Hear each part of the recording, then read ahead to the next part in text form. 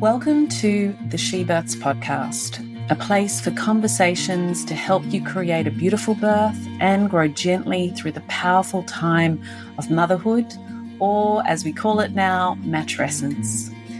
We are not just birthing our babies, remember, but also ourselves. I am Nadine Richardson, your host and creator of the world's first scientifically verified childbirth education program, She Births. I have been a yoga teacher, doula, and birth educator for over 20 years, and I started to create She Births after my own wild and wonderful birth experience. Today, I am proud to say that She Births has helped tens of thousands of families around the world, and we are published in the British Medical Journal. Our programs have a unique holistic toolkit, mindset skills, and philosophy that all work together so that you can have the most natural, gentle, and joyous birth possible and make birth beautiful no matter what unfolds. I will be talking with fellow experts around the world so that you can feel empowered and critically be engaged in decision making. There are lots of birth stories from mums just like you, sharing their challenges and joys. We will be hearing from mums and celebrating the extraordinary growth that happens during motherhood, that unraveling rite of passage that leads us to finding a new self on the other side. Our world-class birth courses can be learnt either face-to-face or online inside our free app. Just jump onto the She Births website, shebirths.com, and take a look. We have lots of freebies for you if you feel like learning more. We have a doula matching service, the perfect way to ensure you and your partner are supported, our matrescence program, and our 14-year-strong Soul Mama Circles, the perfect initiation and support into motherhood and sisterhood. Our vision at She Births is to make birth beautiful for every family around the world. So if you like what you hear today, please help us to keep this podcast going by subscribing, reviewing, and sharing with a friend. I hope you enjoy this special episode. Welcome to Season 10, Episode 2 of the She Births podcast. Today I talk with midwife and lactation consultant Katie James from the Midwives Cauldron and the Feeding Couch. Katie has been a midwife for over 23 years and an LC, lactation consultant, for more than 17.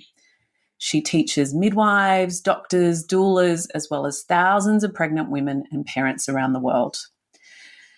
Together we talk about how amazing breastfeeding, lactation, and human milk really is, and we talk about the most common issues that women have with feeding and why it is so goddamn hard in our world today to continue breastfeeding. There can be a lot of grief with our feeding journeys for so many women. I recently did a podcast for Katie's show, The Feeding Couch, and shared my journey with her, and it brought up so much maternal guilt and shame that I wasn't even really aware of. I suppose I spent so much time leaning into birth and I've been processing that there was actually stuff to process around feeding. It was uncomfortable and it was also really, really important.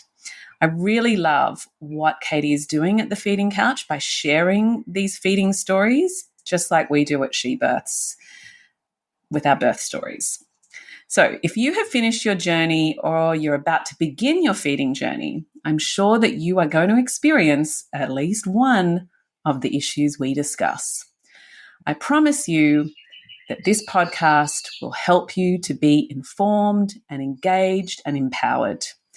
Make sure you share this episode with all your pregnant or want-to-be pregnant friends and their partners too. Because did you know that by the time a baby is 6 months old, more than 80% of mums have ended their breastfeeding journey, and that is not because they wanted to stop. Katie and I talk about the most common issues women stop, which is nipple pain and trauma, plus all the other challenges. We talk about how to avoid them all and how to say no to to the extremely common non-evidence-based forceful techniques and mother-baby separations that happen every day in hospitals.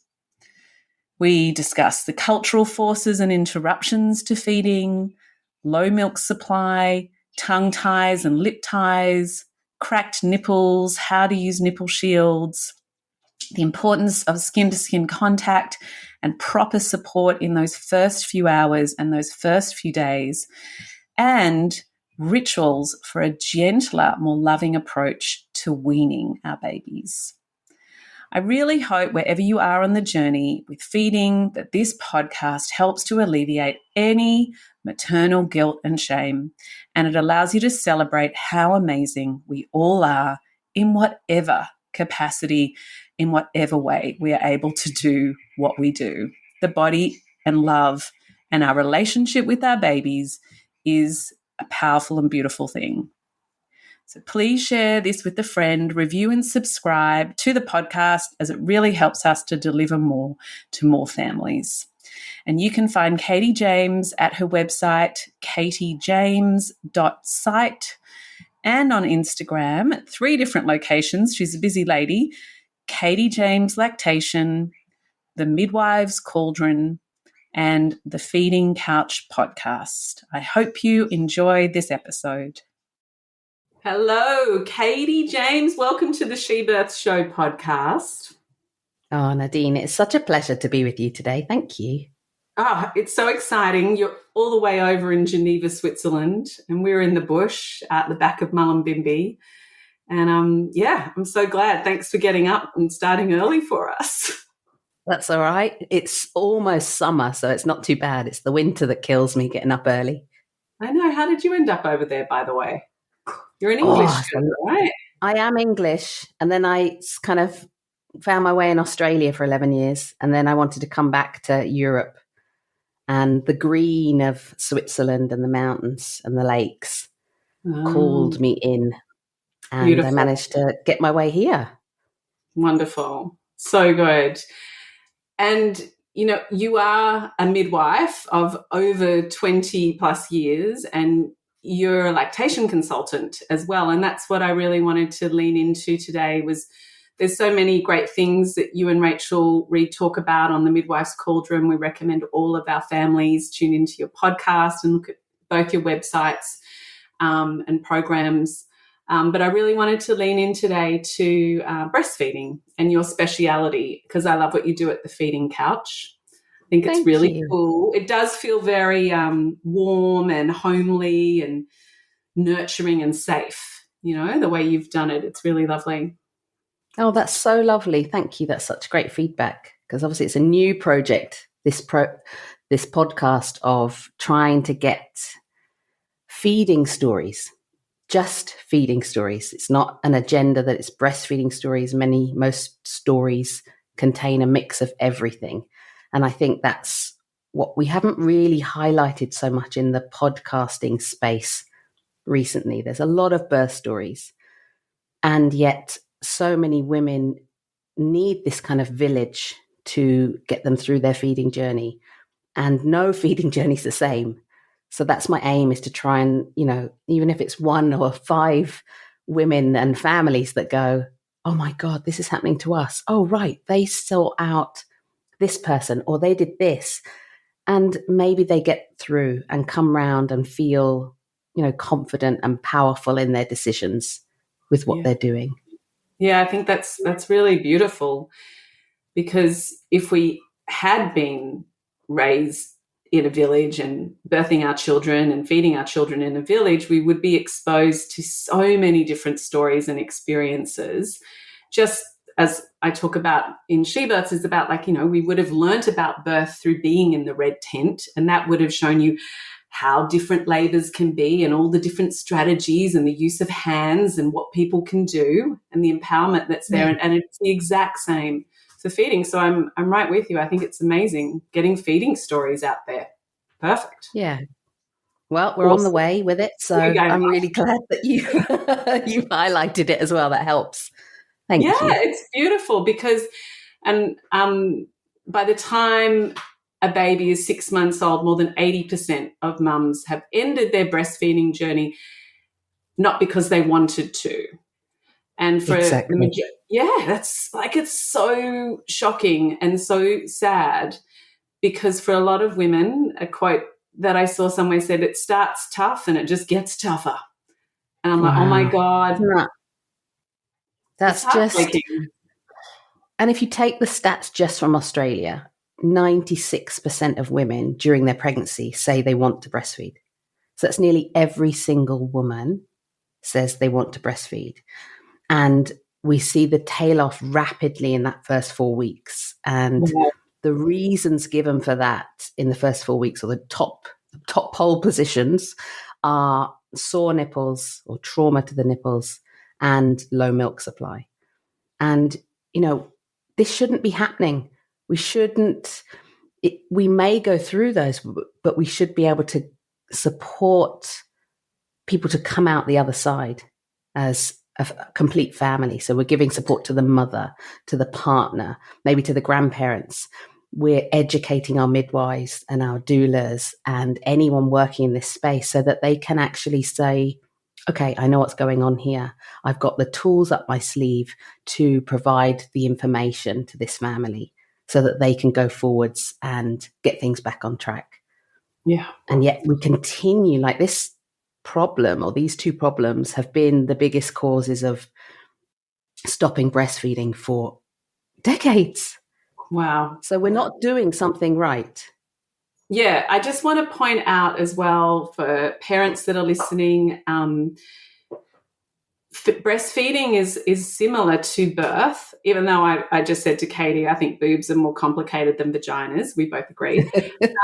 I think most women will blame themselves for a birth going a particular way, or for their feeding journey not continuing on when they would like to, for those issues. And I think it's just really important that we frame this whole conversation with, because they're going to be hearing you saying, why would you even educate midwives? Because midwives and doulas know, like, how to do this. Like, they're the experts. But actually the system is not set up to support natural, normal, or physiological birth and the continuation or healthy breastfeeding. It just isn't working that way in the majority of places. That's exactly right. And, we throw in timeframes and lack of staff and a focus on birth rather than on the postnatal period. Breastfeeding is kind of bottom of the list often with education. Depends what hospital your midwife might be working at, if you're going for a hospital birth. And we know that the majority of women do. So there are challenges. And, depending on what country you're in, you might not have access to a lactation consultant. And also, I'm of the opinion, I come from the UK, I trained in the UK, I worked in a community midwifery model. I was trained with breastfeeding support, and most midwives have a good foundational knowledge of breastfeeding support. However, the system is kind of like, let's get people through, chuck them out the doors early, and we're on whatever 8 or 13-hour shifts, but we've got 4 to 6 women to look after, plus 4 to possibly 8 babies. Because if there's twins, that's a huge amount of work that we're doing. So there might be, within a shift, 20 minutes to 2 hours to focus on breastfeeding for one individual. 2 hours, that just sounds really long. I'm sorry. But that might be like 10 minutes here, 10 minutes there, half an hour. Yeah. But if you're in an 8-hour shift, 2 hours. For all those mums, all those births. Oh, yeah. No, for sure. I was like thinking 2 hours for one person. No way, Jose. That just never happens. So we have the skills and we're given the skills, but also if we don't update our skills, if we don't learn new things, like anything, we can start focusing our energies or our thought patterns on other things. And so there are challenges within the system. But how I see midwives is that we can deal with all of those kind of basic initiation of breastfeeding challenges that come up. And me as a lactation consultant should only be brought in, really, if there's real major problems. I see the lactation consultant a bit like how I see an obstetric team. Yes. Like, we should only be using them if the birth is sort of veered from the physiological, from the normal, if you want to say. And you need sort of more of an expert to come in with their speciality to talk with the midwife, with the family, not just telling you what to do. But that's how I see it. And it doesn't always work like that. So we do have a long way to go with our breastfeeding support, unfortunately. We do. Access to lactation consultants is incredibly hard in Australia as well. So I think it's great that LCs can work online. I assume you work online and do consultations online as well. Yeah. Yes, I do. Obviously, it's nicer to see someone in person, to, feel it, see it, get everything. And there is an opportunity for people to find lactation consultants in their areas. There are also, go and to your local breastfeeding drop-in, breastfeeding support group, breastfeeding cafe, La Leche League, whatever it's called in your area. And my biggest tip is always, if you are pregnant right now, go to the breastfeeding support group whilst you're pregnant, because that's like the biggest step. Often when you're in that world of like, oh my God, I just haven't slept for days, I'm feeling quite vulnerable, possibly, I'm feeling quite emotional, maybe breastfeeding's not quite going as we planned, to get into the car or on the bus and to go into a new group where you don't know anyone can feel quite overwhelming. And so what happens is, so many women tend to not go for a few more days or a few more weeks, and then the problems have got bigger. But actually, if you've already stepped in that building, you've met the person who runs it, you've met a few of the women, you've actually sat there and you've seen babies of 2 weeks, of 2 months, of 2 years old breastfeeding, and you've seen naked boobs, oh my gosh, and babies attaching, you're going to feel like, gosh, that's a really great place. It's safe. I can go there. I'm going to reach out as soon as possible. And I think we need to be encouraging that so much more, thinking past the birth and actually going, I'm going to step into this local, whatever, postpartum group. Yeah, the ABA groups. I had the exact experience that you're talking about. It was such an effort postpartum to go to those breastfeeding morning teas postpartum. So, I totally agree. Go while you're pregnant. Go and familiarize yourself. Meet some of the people. Familiarize yourself in a comfortable, safe setting in someone's lounge room with lots of boobs and babies. I think it's fantastic. So good. Yeah, and the leader of that group will be so impressed with you. You'll come away on such a high, and everyone will go, gosh, I wish I'd done that. What a great idea. And then you're going to be on a high, and you're going to go and tell all your pregnant friends, and we're going to start a movement, and it's going to be excellent. Love it. That's so cool.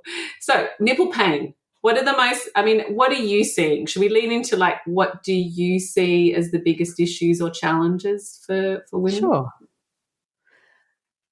I suppose the most common is just, this first week of having nipple damage. So actual cracks forming. Oh, look, I'm actually wearing a t-shirt with a lipstick on, which is actually just what I pulled out, the first thing to wear. However, when we talk about how the nipple comes out of the baby's mouth, it should be slightly elongated, but really the same shape as when it went in, because of where it sits between the hard and soft palate. If it's coming out like a new lipstick, then we have a problem. I just think that's ironic, or maybe not. It was just meant to be that I wore this t-shirt. If we've got that kind of lipstick shape. Yes. Yeah. What happens is it means that the tongue has been kind of crushing the nipple. And so we tend to get this crack along that line that's formed at the top of the lipstick. And this is where damage can happen, because the nipple is being compressed against the palate. Over time, that's going to wear down and sort of break the skin and cause pain and cracks along this line. And that is understandably incredibly painful. Yeah. And so for the majority of soreness, cracks, damage, it is about learning how we attach our babies. So, we've been bombarded all our lives with images of babies attaching with a bottle where the bottle just goes in straight in their mouth. And actually, when we breastfeed, babies will tip their head back. They're actually coming on with this kind of asymmetrical, their face is symmetrical to the breast, but they tip their head back. And so their tongue is actually going underneath the nipple and onto the areola or the brown or the pink bit below your nipple. And they're taking a portion of breast into the mouth as well as nipple. Hence, it's called breastfeeding, not nipple feeding. And so learning that is hard, because when have you ever seen, even if you've seen someone breastfeed, I reckon that 99.9% of all the listeners will have seen someone breastfeeding, but the baby's already attached and they're just feeding. How many of us have seen the baby open the mouth and a naked nipple? God forbid in our society we have naked nipples out there in the supermarket. It does happen, but we look away. And you see the baby actually open their mouth, the nipple where it's pointed at to the roof of the baby's mouth, and then the baby comes on. We probably haven't seen that. That's why you need to go to your local ABA group. Yeah, there's no permission to really stare and to watch that. Absolutely. Yeah, and we might not have had, we would have been living in caves. I'm going to go right back to cave woman, caveman, cave person time. And you saw your sister, and your mother was probably breastfeeding your other sister who's just been born as well, and you're having babies, and you're seeing all your aunties, and you might even see grandparents wet nursing. So it was constant. And how do we learn anything when we're children? By mimicking. We, even as babies, you see brand new babies or a few weeks old, and when a mom or a dad is looking at them and they're talking, and you have that bit of talking, and then you pause for about 10, 20 seconds, the baby will start mouthing and moving their mouth. They're talking back to you. Like we learn how to do all this communication, walking, everything by copying. Yeah, absolutely. And breastfeeding has never been, in our society, we don't copy anymore. And so learning it is often a challenge for so many of us, even though we feel like, well, this should be physiological, this should be natural. Well, it's natural when we've had people around us to watch. And so I think the biggest thing is to know that it takes time. It is a skill. There is an innate knowledge within us, but to enable that can sometimes take time.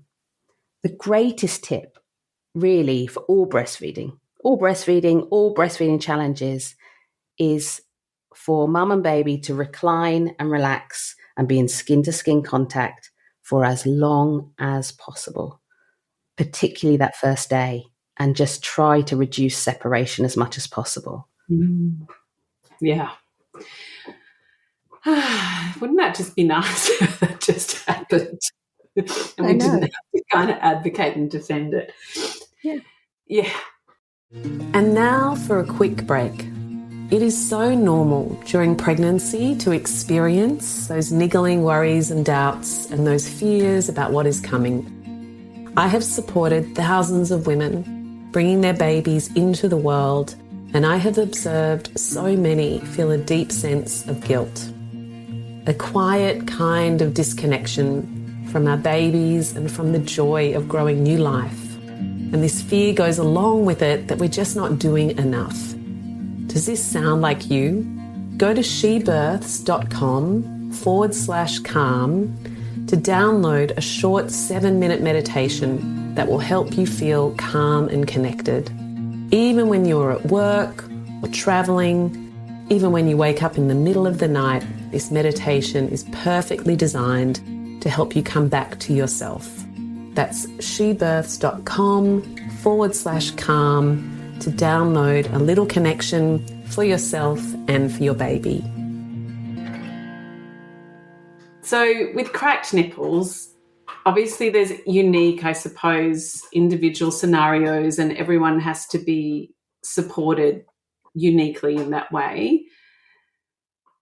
But are we looking at kind of going back to those reflexes and allowing the baby to find the breast and open their mouth wider and change how we've been attaching the posture, our posture and the position, and certainly not like grabbing the nipple and shoving it in a baby's mouth, not holding the back of the baby's head.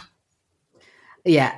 I mean, obviously that's a pet peeve of all of us who work in this space. Like, we still see it, unfortunately, that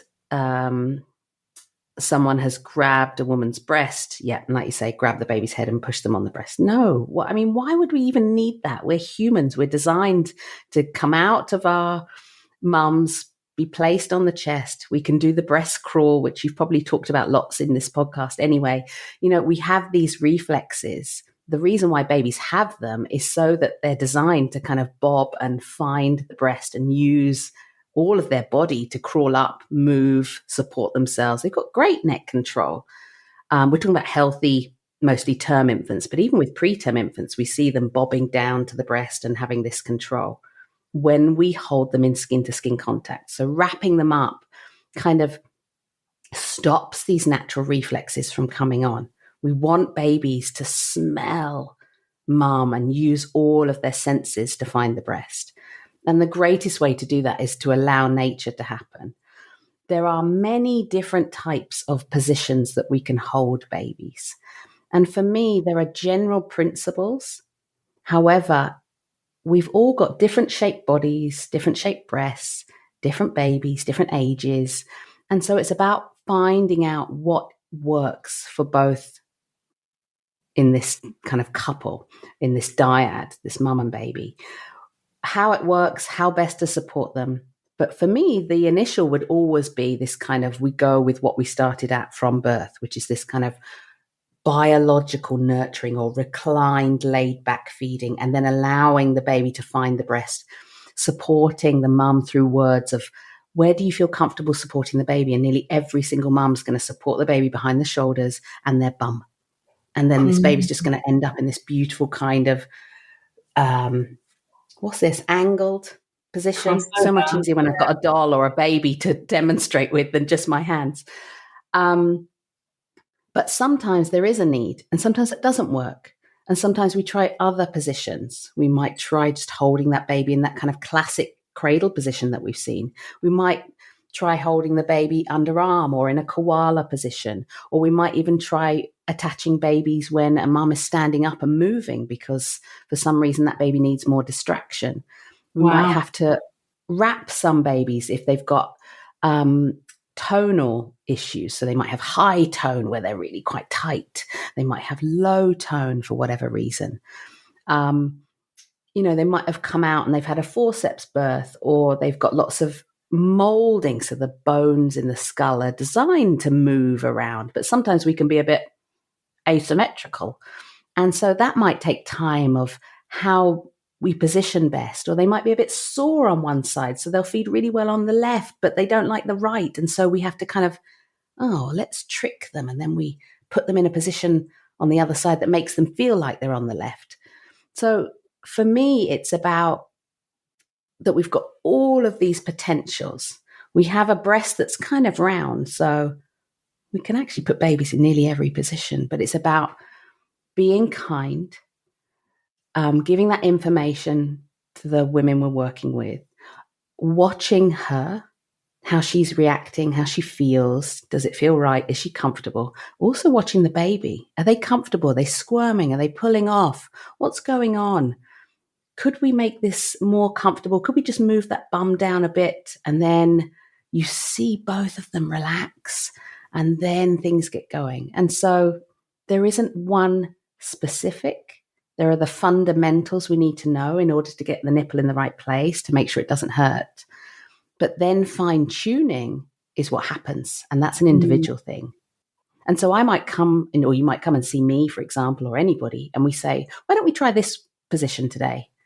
And you put the baby on and you think, oh God, that's so uncomfortable. Do you know what? Tell me it's uncomfortable. I'm going to see it on your face anyway. And I'm going to say, that's not great, is it? And you'll be like, nah. Okay, let's try another one. I might see that another woman immediately after you, and we try that position. She goes, oh gosh, that is the best. Oh, I didn't realize I could be so comfortable. Beautiful. We don't all have the same mattress when we go to sleep or the same sofa. Totally. We're not all going to do the same position to feel comfy.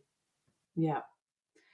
I love that idea of just watching the two bodies just kind of melt into relaxation. It is beautiful to see that unison, and also to be reminded of how the boobs are round, and just thinking about those little 1-year-olds that like are on mum's nipple and just walk around in circles like she's lying on the ground. They walk around the circles over her head and stuff like that. It just cracks me up. So I know, it's marvelous. It is. It is extraordinary. It's so extraordinary. And so, are you for or against nipple shields? Am I allowed to ask that question? If there is a crack to keep going, I don't know. They're very, very popular. I have just recorded a few days ago with Rachel a whole episode on this. Oh my God, a whole hour. Oh, sugar. So it'll be coming out. But, do you want to give us an overview? What I will say is that for cracked nipples, it's in terms of when I would use a nipple shield as a tool to keep breastfeeding going. Cracked nipples is probably the lowest on my list. There are other things I would use it for. Yeah.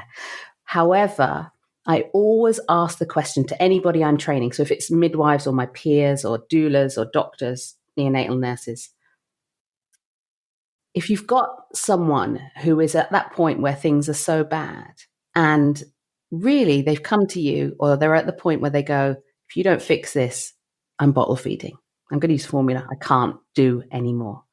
And the choice is use a nipple shield with good support and follow-up, or separate mum and baby, because then we put the pump on and express, and then we bottle feed.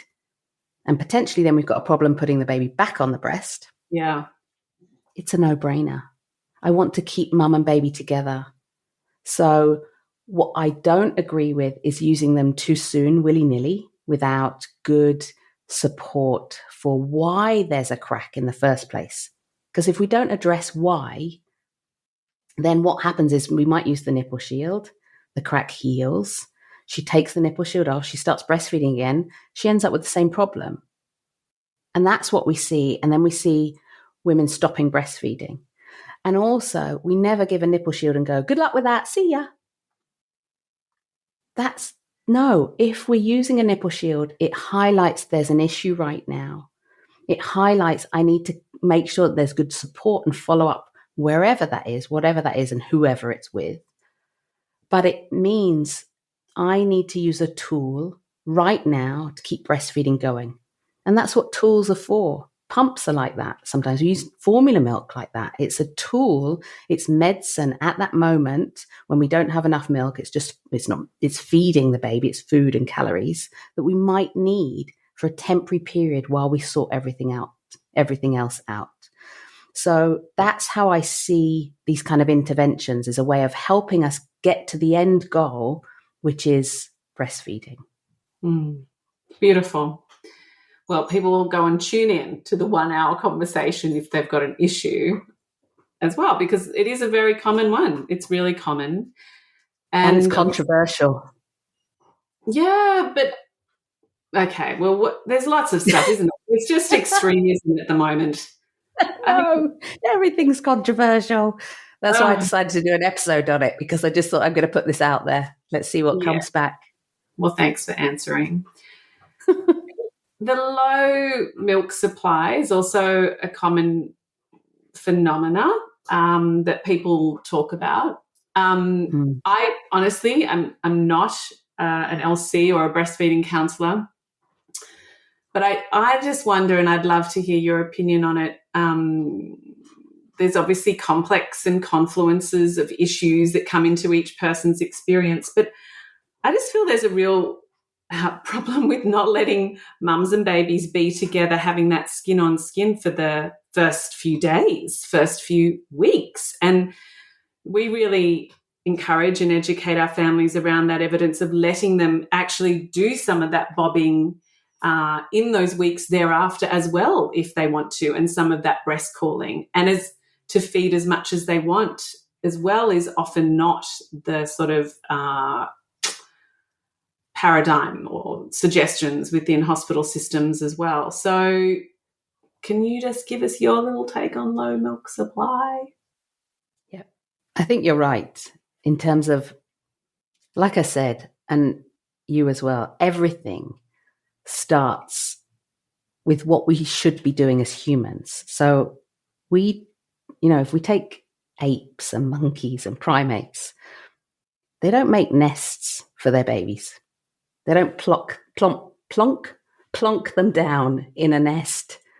And yet we go into this environment and we're surrounded by beautiful bassinets and all these things that is all separation.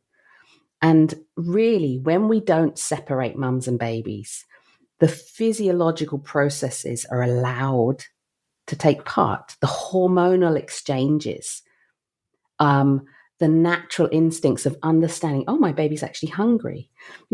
Sometimes we hear people moaning, oh, women are always on their phones these days. Well, maybe they're on a support group and that's also okay. Or maybe they just need to tune in with something else and they want to ring their best mate in another country, whatever. However, when that baby is wrapped like a little burrito and put in the plastic bassinet in the hospital and a mum's on her phone, that baby may give these little feeding cues and she doesn't see them.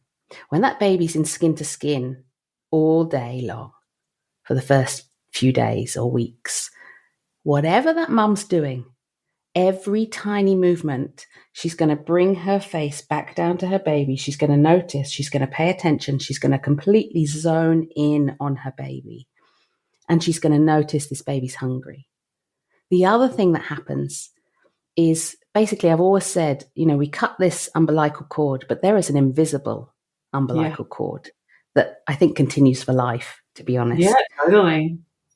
And what we know that's happening is when we have mums and babies together, all mammals, the synapses in the brain is actually wiring and firing and learning, this is my safe space for the baby.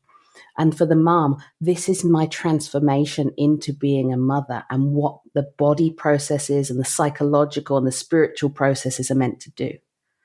And when we separate, even when it's in a bassinet, when baby's in a bassinet, we're separating what should be happening. We're not allowing the body to do what it's designed to do. And that impacts on how often we feed the baby. And how often we feed the baby impacts on the initial signals that the cells in the breast tissue get to switch on. So it's like the baby's born, and every time they feed, they're switching on all the light switches in the factory and all the machines. And we want them to feed really frequently so that they produce this surge of hormone called prolactin. I like to call prolactin the chef because she kind of makes the milk. And so what we want is we want to go in early and switch on all the machines in the factory so that we get a full output, if that makes sense. So we make enough milk. So what's happening in the beginning is we have to really switch everything on and build this milk supply. And that's happening over the first kind of 10 days to 4 weeks. And then what happens is once we've built this milk supply up by frequent feeding and frequent stimulation, is the milk supply actually stays the same from month 1 to month 6. Wow. And babies kind of triple their body weight in that time, but they're drinking about the same every day. So what is important is that in those first 2 to 4 weeks, really 2 weeks, I would be thinking, is that we get everything working and everything ignited and switched on. And so if we have sleepy babies, for whatever reason, maybe mum's had an epidural or a cesarean or other things in labor that might, not necessarily, definitely, but might cause her baby to be more sleepy.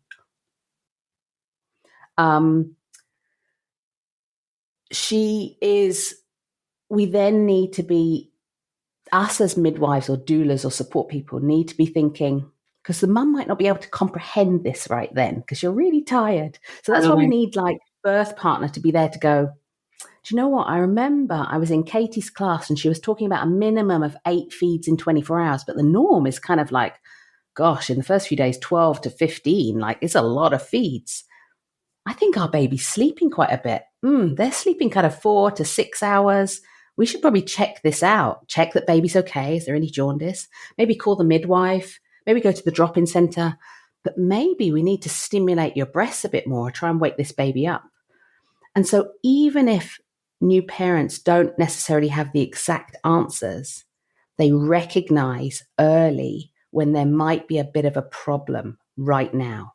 And instead of that problem becoming a huge challenge and ending up with low milk supply and breastfeeding cessation or stopping, they go, noticed a problem, let's go and get help from so-and-so.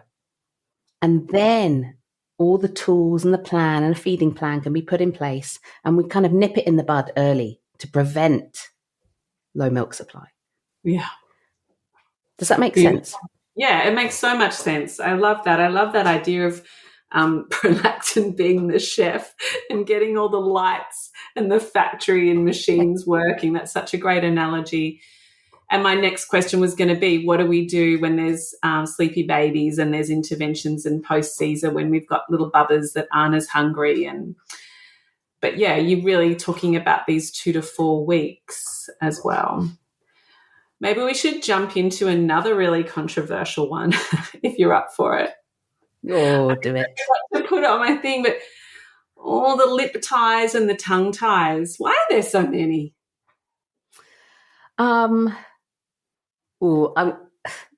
It's a hard one. So look, there's a lot more, right? There just is a lot more than what there used to be. Yeah. We are recognizing it better. Folate, which we need, right? But there's definitely that. Yeah. And, when we start to learn about things, so say, gosh, how many years is that? Maybe about 15 years ago when I was maybe just got to Australia and I was running a drop-in center, like we knew about tongue ties, but we didn't really know about the varying types of tongue tie. No one was really talking about lip ties. And so, information and research has grown. And so therefore we are able to have more of us being aware, more of us taking an interest and looking in babies' mouths.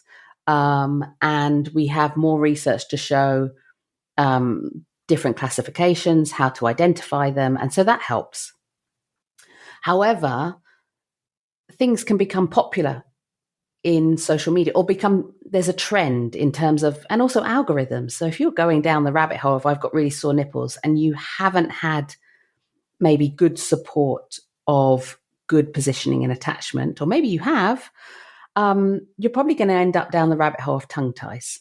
Doesn't mean your baby doesn't have one. I'm trained. I haven't done that for a long time, but when I was back in Australia, I am trained and qualified to release tongue ties. So therefore, I have a particular interest in it. I would have a clinic with my colleagues where we could release or cut the tongue ties. That doesn't mean that everyone who came in and saw me, I would feel that they warranted having their tongue tie released. It meant that we would do a thorough examination of what's going on. Is it actually body work that needs to be done? Is it that the positioning and attachment is still just needing some more fine-tuning or bigger fine-tuning? And the majority of cases, and the research supports this, is that it's often this positioning and attachment. Also, again, like if babies had some molding and some changes structurally in their face, sometimes the tongue doesn't move as well. So we need to leave it a few days. However, there are definitely those babies who have restrictions in their tongue function and movement, and it is not just about poking the tongue out. It is much more than that. And what the kind of narrative was 10, 15, 20 years ago was often new parents would go with their babies to a GP or their doctor or pediatrician, and the pediatrician would go, no, the baby can poke their tongue out, they're fine.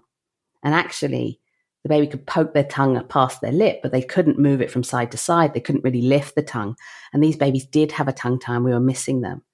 So you can imagine what comes with when things have been missed and maybe people have taken 4 months, 6 months to find someone who actually identified it and then rectify it. There's a lot of anger and sadness and we passion. had a mum just recently, to be honest, who, her baby's 2.5, and the first sort of 4 to 6 months were just a living hell and didn't put on weight and all that kind of stuff. And so I think, tongue just sticking out. I think there was a sort of a lot of bad press for a while around dentists doing work. Laser. Yeah, so I think what you've just described then, does the tongue come up? Does it go to side? Is the attachment actually happening? What's the root cause? And a proper assessment. I think you've just explained, what people can really look out for so clearly when they go, if they do have those issues. It helps them. Yeah, a holistic view. Screen. Yeah, it helps them screen who they're talking to about it as well. Good. Yeah, it's great. And now for a quick break. Contrary to popular culture, She Births believes that childbirth can be the best day of your life. It is designed perfectly to be empowering, enriching, and bonding. An awesome rite of passage. Our childbirth education programs have helped thousands of families around the world since 2008, allowing families to not only feel empowered through education, but also connect with their innate birthing wisdom to create the best birth possible and begin their parenting journey with confidence. She Birth's unique methodology was scrutinised in university trials and has been published in the British Medical Journal for improving birth outcomes for both mother and child. I'd like to invite you to begin preparing for birth today. Just go to shebirths.com to discover our 2-day weekend face-to-face courses or access the online courses from anywhere around the world. That's shebirths.com. Create your beautiful birth with the world's only scientifically verified antenatal classes. Oh, what else should we talk about? Well, I love how you talk about support systems. And, we talk about that obviously with birth and how important partners are to allow mum to go into her liminal altered states and spaces. We can lean into those a lot more when we feel safe and held by the people around us. They understand. And what do you find with partners and other people around? What do you think is important in terms of breastfeeding knowledge for those people? I think where we've been missing the point with education, one is often if you do run a breastfeeding class, so when I was doing those, in the hospitals years ago, not everyone would bring their partner. And it was often seen like it's women's business, it's the boobs. So partners wouldn't necessarily come. And I would say, drag your partner there. They're going to find out amazing things.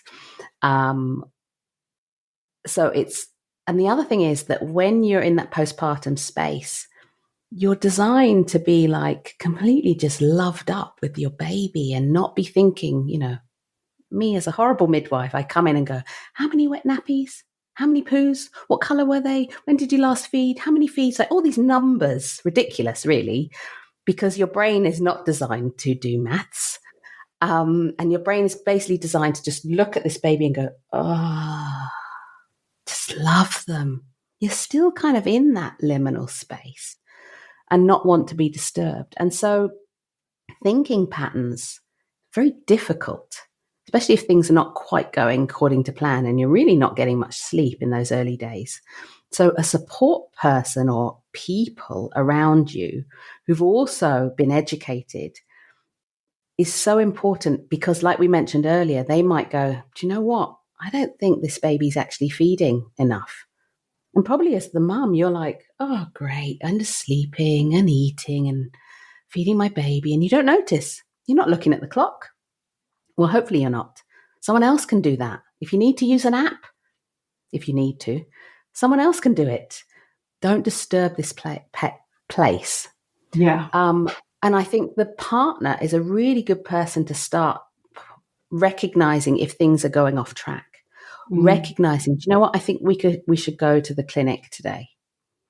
Also, when we look at the research, the number one person who helps keep women breastfeeding for longer, it's not their mom, it's not their sister, it's not the midwife, it's not their doctor, it's their partner.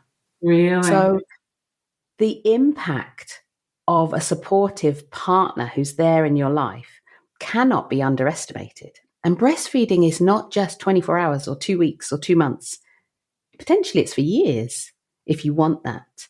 And it changes throughout that time. And so having this understanding also for the partner helps them feel in their power and in control in terms of, I have a role, and my role is to support my partner because what she's doing is caring for the baby.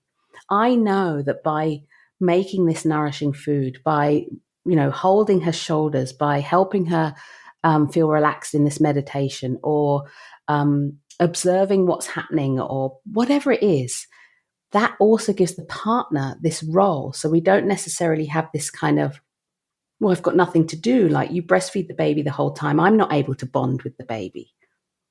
Because that narrative's very clear. And that's where we start getting, I'm going to express and I'm going to bottle feed. And this probably starts a bit too early and can impact on the whole building milk process.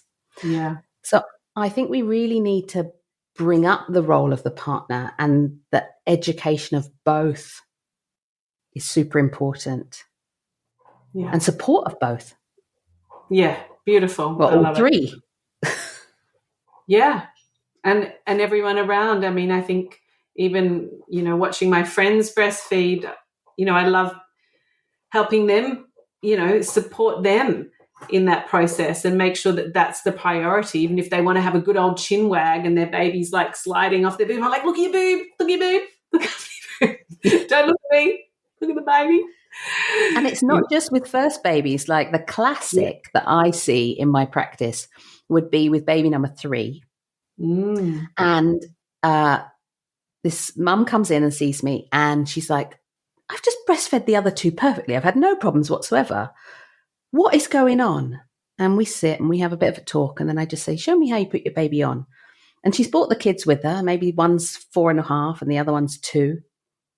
And she puts the baby on, and immediately she's going, get off the table, get down. No, come here, Jackson, come here. No, Melanie, what? And you're like, So all of this kind of energy is going out onto the other kids, and the baby's like, and they've fallen off and they're hanging on the end of the nipple, and she's like, God, it bloody hurts. And that's a real classic. So then my whole, support is a different focus. But every single woman that I've seen that happen with goes, oh my God, of course. Right. Okay. I know what to do now. It's like, I need to just focus for a bit longer on this baby and keep them on the breast. And it's like, yeah. And have little tools in your cupboard or up your sleeve to keep the other kids entertained. So that's also part of my role as a lactation consultant, having like ideas for toddlers and things that you can do whilst you're breastfeeding the other one. Yeah, right. So you've got to have like your breastfeeding basket that's like you move around with you, but you could also have like the basket for the toddlers, Yes, filled with snacks and puzzles and games and different positions so that you can actually hold the toddler with the other arm and read a book with them at the same time. Yeah, beautiful. Those sorts of things. I love that. Oh, man, there's just like so many questions I want to ask you. I want to talk about mastitis. I want to talk about formula. I want to talk about dummies. I just want to ask you a million questions, but we're not going to be able to cover them all. I think why don't we talk about some of the extraordinary aspects and the amazing things that boobs and breastfeeding and babies can do together, like that dialogue and that immune support. And tell me some of the cool, amazing things about boobs, please. I think what is really cool is the milk. We see the milk as food, and actually it's a living substance. It is changing every hour. And when they breastfeed, they are getting millions to billions of live cells going in. So this is stem cells and like white body antibody cells that are going into them. And each woman's milk has a completely different kind of makeup. And we've mapped the human genome. We know what is, all those hundreds of thousands of genes and what's going on in our DNA. And we've been able to map this. We still don't know everything that is in human breast milk. Wow. Which is fascinating. And the research that just keeps coming out is like mind-blowing. So we have these kind of oligosaccharides, which is just a big fancy word to say we have like lots of sugars. And they have this really cool role that they fool the bacteria and they trick it, and they look like these little receptors on the cells, and they look like them, and they kind of hang out in the same disguise. And the bacteria might come inside the baby's gut. And then these little oligosaccharides are like, haha, I look like what you're looking to feast on. And then the bacteria goes in, and these oligosaccharides are like, haha, we've got you, like we've put you in prison. And then they go through the baby's gut, and the baby poops them out. So cool. They also work as prebiotics, so they feed all the good bacteria in there. I mean, there's a million things, and we thought, years ago, there's only 100 different types of these human milk oligosaccharides. Now we know there's 400. We don't even know what they all do. Wow. We know that there are mother's brain cells in human milk. Really? We don't know how it gets there, but we know it's there. We don't know exactly what job it's doing, but we know that it survives in the baby's gut. Wow. It's like mind-blowing, some of these things. I love that. I think the best way to think about breastfeeding and the milk is that it's a form of communication. It's a form of signaling between mum and baby, and all mammals do this. And I think what I want to get across as well is that not everyone's journey is easy. And even if you can only make a small amount of milk and you're mixed feeding, even if you just make 5 mils a teaspoon, there's still thousands of living cells. Sorry. There's still thousands of living cells in that teaspoon. So even if you're feeling right now, gosh, I just never made enough milk, and should I give up this one feed a day? If you enjoy it, and if you can love it, and if you can realize that every drop you've given, and even if you're sitting here and you've stopped breastfeeding, and maybe not through choice, please know that you are a breastfeeding mum, and you have given, whether it was just a day of colostrum or 20 days of milk, that food, that immunization, that communication will always be there. They've found human milk in the gut 20 years later. No way. Magic stuff. Yeah, they found it, when they do, what do you do when you do the clear outs and you put things up your... Oh, those those things up your bum. No, I have no idea. I've got a friend who loves them. I don't know why. And she talks about it a lot. Yeah, no, I'm not up for it. No. Oh, no. Oh, me neither. Anyway, they found breast milk years and years later. Yeah, so out of town. That's crazy. The randomness, I know.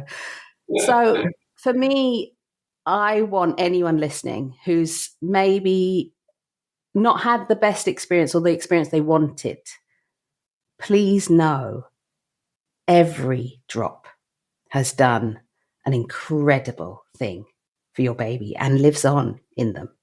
And that bonding and that communication we have with babies cannot be underestimated. And that can happen without breastfeeding as well.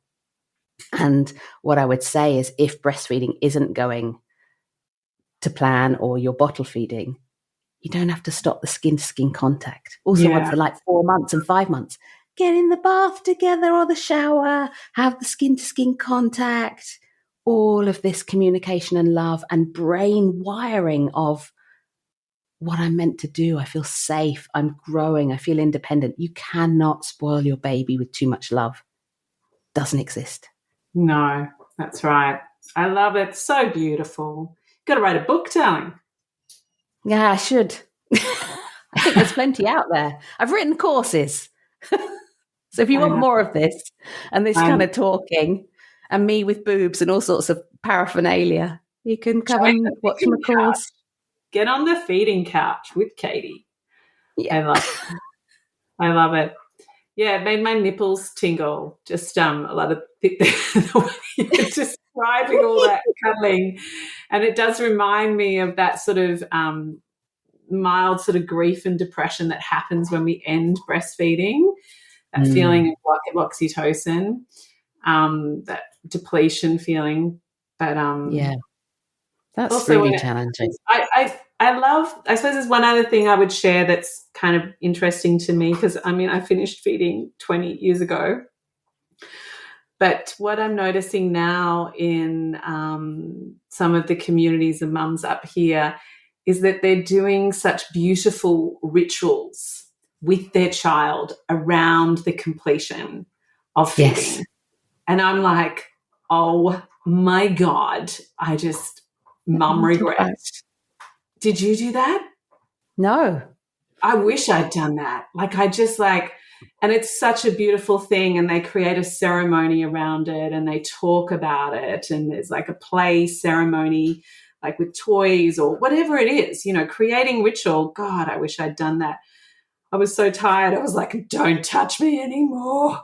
Yeah, there is that as well. But I love this kind of movement of that celebration of, and it's almost like a celebration of initiation into the next phase. Yes. As well. Yeah. So it's a celebration and a goodbye, and it's an allowance to cry. And even if you don't have this celebration, that allowance to kind of grieve this loss of something that was so magical. You're talking about an experience that still makes your nipples tingle 20 years later.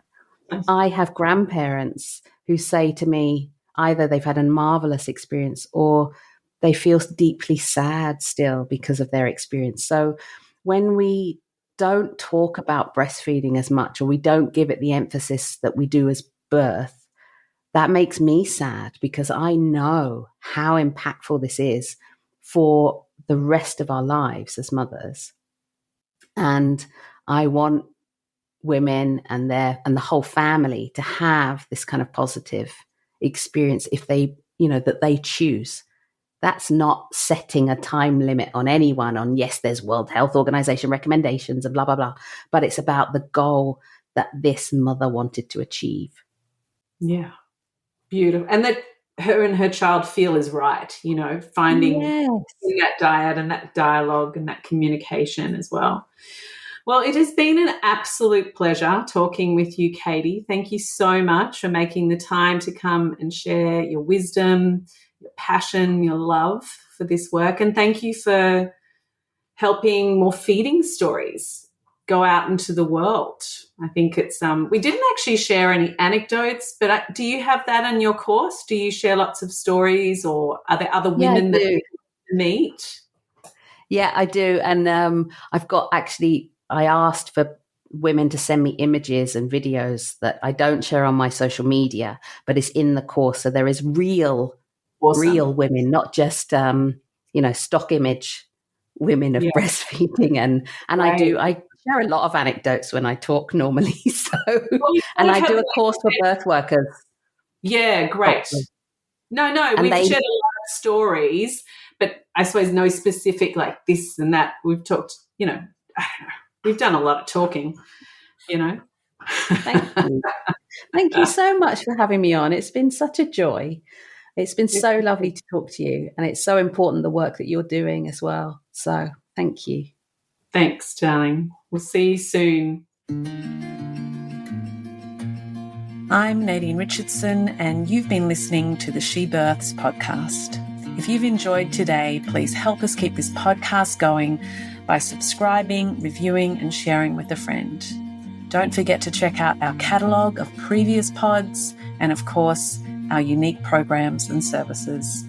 You can find me and my team at shebirths.com, our community of families and birth workers on Instagram and Facebook. She Births is 2 words and plural. Remember, when it comes to having a beautiful birth and beginning motherhood, your She Births education is your empowerment.